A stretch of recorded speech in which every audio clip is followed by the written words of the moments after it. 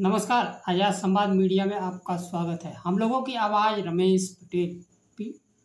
हरियाणा में गणेश वाल्मीकि के लाश को पिछले 10 दिनों से न्याय की इंतजार। समय के साथ खबर पाने के लिए चैनल को सब्सक्राइब करें। नमस्कार, खबर विस्तार से। लोकसभा में विपक्ष के नेता राहुल गांधी ने 16 वर्षीय गणेश वाल्मीकि के हत्या को लेकर सोशल मीडिया पर एक पोस्ट लिखा है। जब सत्ता मनुवादी सोच के गोद में बैठती है तो दलितों पिछड़ों के जान के कोई कीमत नहीं होती है। हरियाणा के हिसार में दलित किशोर गणेश वाल्मीकि की हत्या और उसके परिवार के साथ बर्बरता सिर्फ एक अपराध नहीं है, यह भारतीय जनता पार्टी और आरएसएस के मनुवादी चेहरा का घिनौना सोच है, जो भारत के बहुजनों के जीवन को सस्ता समझता है, जो उन्हें समानता और सम्मान और न्याय का हकदार नहीं मानता है। राहुल गांधी ने लिखा, परिजनों का आरोप है कि गणेश की हत्या पुलिस ने की। 9 दिन बाद कोई कार्रवाई नहीं हुई। वहीं गणेश की लाश अंतिम संस्कार के लिए अभी भी मर्चरी में पड़ी हुई है। गणेश के परिजन कहते हैं कि जब तक अपराधियों पर हत्या का मुकदमा और गिरफ्तारी नहीं हो गई तब तक हम अंतिम संस्कार नहीं करेंगे। 9 दिन बाद कार्रवाई तो दूर, जब परिवार न्याय मांगने पहुंचा तो प्रताड़ित किया गया। यह देश का इकलौता घटना नहीं है। पिछले 11 वर्षों में दलित, आदिवासी, पिछड़े, अल्पसंख्यकों पर अत्याचार बेलगाम बढ़ गए हैं। लोकसभा में विपक्ष के नेता ने आरोप लगाया कि यह सब इसलिए हो रहा है क्योंकि सत्ता में बैठी भारतीय जनता पार्टी भेदभाव के लिए खुली छूट दे रही है।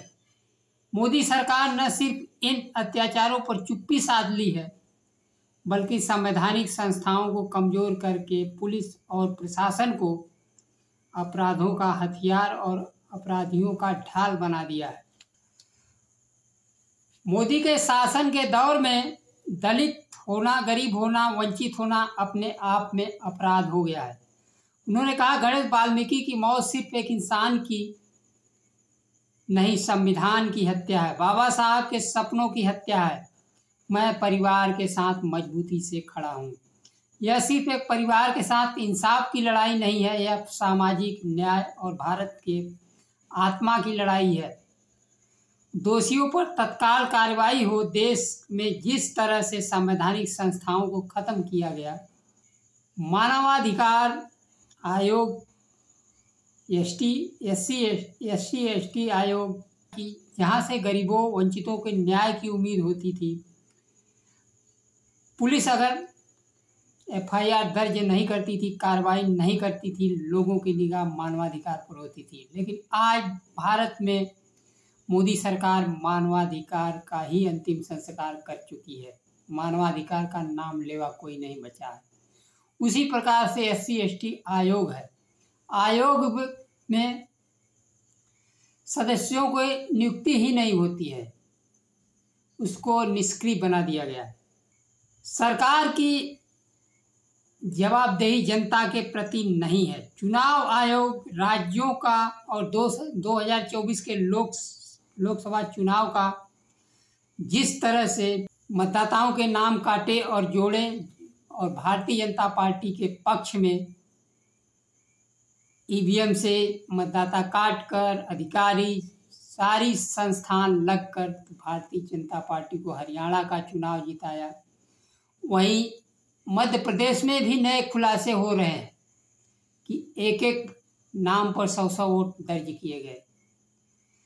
और वहीं हाल छत्तीसगढ़ का है, जहां मध्य प्रदेश का हरियाणा, मध्य प्रदेश, छत्तीसगढ़ आईने की तरह साफ लग रहा था कि कांग्रेस पार्टी सत्ता में आएगी। वहां कांग्रेस पार्टी को बुरी तरह से हराया गया। तो भारतीय जनता पार्टी की सरकार की जवाबदेही जनता के प्रति नहीं है, चुनाव आयोग की सत्ता है। किसानों को भी लाठी मार दी जाती है, नौकरी भी नहीं, शिक्षा नौकरी से सबको दूर करके केवल नफरत का बीज बोया जा रहा है। गरीबों, पिछड़ों, दलितों, अल्पसंख्यकों पर शोषण और अत्याचार करना शासन प्रशासन का काम रह गया। पिछले 10 दिनों से परिजन शव लेने से इनकार कर रहे हैं, न्याय की मांग को लेकर प्रदर्शन कर रहे हैं। परिजन का आरोप है कि गणेश की मौत पुलिस द्वारा छत से धक्का देने के कारण हुई। परिवार न्याय की मांग कर रहा है। हरियाणा सरकार ने शव का अंतिम संस्कार करने के लिए परिवार को नोटिस थमा दी है। अगर परिवार शव स्वीकार नहीं करता है तो हरियाणा सरकार अंतिम संस्कार करेगी।